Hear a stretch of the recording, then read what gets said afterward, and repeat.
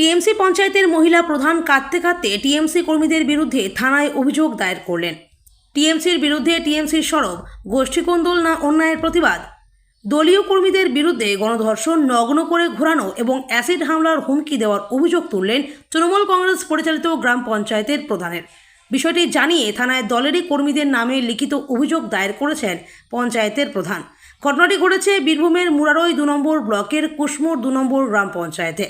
ওই পঞ্চায়েতের প্রধান রয়েছেন তৃণমূলের পারভিন বিবি। তার অভিযোগ, গত 21শে মে অফিসের কাজে মুরারই 2 নম্বর ব্লক অফিসে গিয়েছিলাম। সেখান থেকে পাইকর 2 নম্বর গ্রাম পঞ্চায়েতে যাই। সেখানে পাইকর গ্রামের বাসিন্দা তথা ঠিকাদার অর্ধেন্দু দাস, কাশিমনগর গ্রামের সিসফুল শেখ, ফজলে শেখ, কুশমোর গ্রামের সুরজ শেখ, ধানগড়া গ্রামের এনামুল শেখরা তাকে গণধর্ষণের হুমকি দেয়।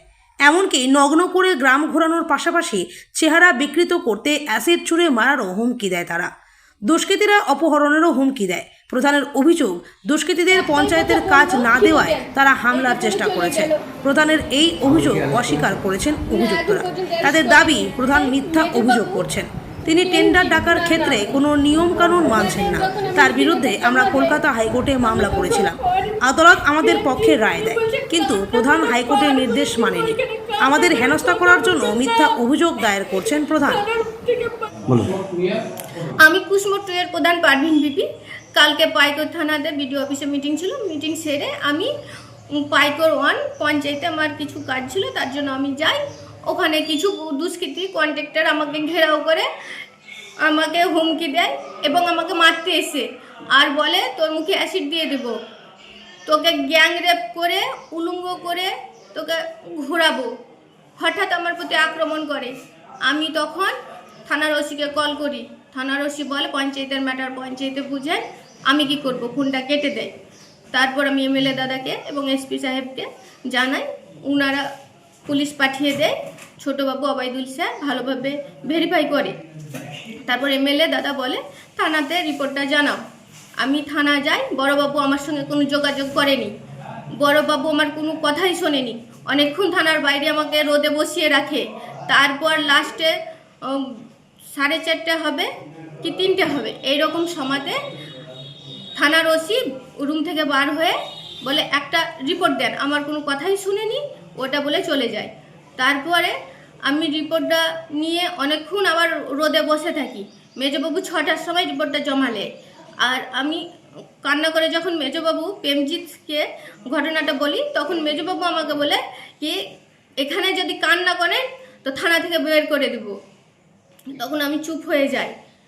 আমার লিখিতটা জমালে তারপর আমি থানাতে অনেকক্ষণ আবার বসে থাকি। বড়বাবুকে বারবার কল করেছি, বড়বাবু রিসিভ করেনি এবং আমার সঙ্গে দেখা করেনি। অবশেষে আমি 7:30 কি 8টা নাগাদ আমার মেম্বারগুলোকে ডেকে আমি বাড়ি চলে আসি। কি হুমকি দিয়েছে আপনাদের? ওনারা হুমকি দিয়েছে যে আমাকে নাকি গ্যাং রেপ করে আমাকে উলঙ্গ ঘোরাবে এবং আমার মুখে অ্যাসিড দিয়ে দেবে এবং বলেছে যে তোকে পাচার করে দেওয়ার মতো ক্ষমতাও আমাদের আছে। কেন?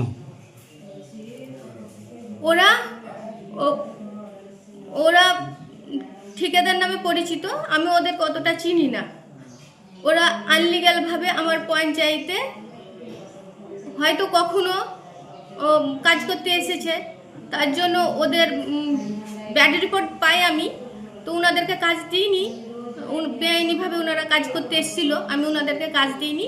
ওই পুরাতন রাগ এবং ক্ষোভ মিটাতে আমার প্রতি চওড়া হয়। আমাকে কালকে একাই পেয়ে ওরা 5 জন ব্যক্তি অ্যাটাক করে। কি চাইছেন আপনি? আমি এদেরকে উপযুক্ত যাতে এরা শাস্তি পায় সেটা চাইছি। কি নাম আপনার? মিথ্যা অভিযোগ। এটা সরাসরি মিথ্যা অভিযোগ। এই কারণে মিথ্যা অভিযোগ যে আমাদের কুশমোর 2 নম্বর পঞ্চায়েতের যিনি প্রধান আছেন, তিনি অনিয়মভাবে টেন্ডার করছেন এবং অনিয়মভাবে টেন্ডার করে কাজ বিক্রি করছেন। আমরা সেটাতে হস্তক্ষেপ করি। ওই জন্য আমরা হাইকোর্টে মামলা করেছিলাম।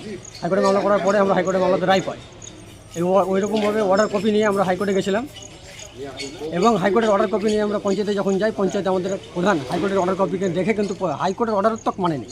এখন আমাদেরকে হেনস্থা করার জন্য আমাদেরকে মিথ্যাভাবে জড়িত করছে। আপনারা কি কোন দল? তৃণমূল। প্রধানত তো না। প্রধানত তৃণমূল। কি নাম আপনার? আমার নাম সুরাজ শেখ।